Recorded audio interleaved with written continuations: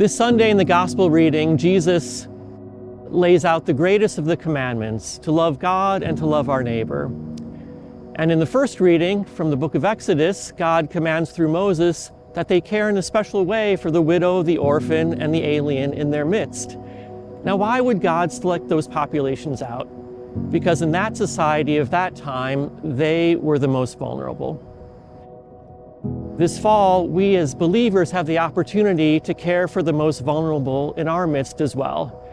In our society today, among the most vulnerable are unborn children, the moms or couples facing crisis or unwanted pregnancies, our children in their formative years, and our families. I'd like to focus today on one of those populations. And that population is our children during their formative years. As we know in the world today, these years can be difficult, they face a lot of challenges, and society can be very confusing. And during those formative years, they need the love and the guidance of their parents more than ever.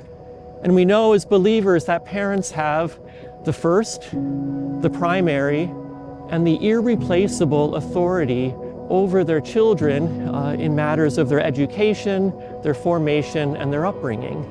And this authority is not given to them by any state, but rather it is God-given.